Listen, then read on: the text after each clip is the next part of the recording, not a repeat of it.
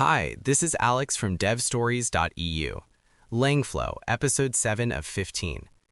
Forcing a single language model to handle basic routing and heavy data analysis at the same time usually results in slow responses and high API bills. The fix is splitting the cognitive load, and that is where multi-agent compositions come in. Many people view Langflow flows strictly as isolated endpoints.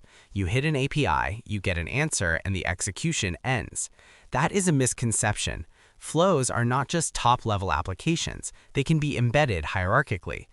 Consider a system for parsing user requests. You configure a primary routing agent using a fast, cheap model. Its only job is to figure out what the user wants. When a user asks to analyze a massive financial report, the primary agent does not process the document itself. Instead, you connect a secondary agent directly into the primary agent's tool input.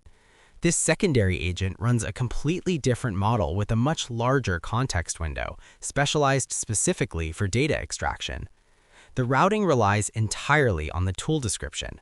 When you connect the secondary agent, you must provide a clear textual description of what it does. The primary agent reads this description alongside the user prompt. When a request matches the description, the primary agent stops its own generation, packages the relevant context, and invokes the secondary agent. To the primary agent, this complex secondary setup looks like a single function. The secondary agent executes its own reasoning loop, processes the large document, and returns the final text back up to the primary agent, which then replies to the user. You can take this abstraction even further by using an entire flow as a tool.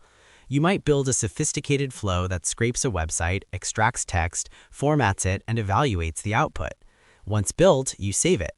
In a completely different project, you drop a flow tool component onto the canvas and select your saved flow.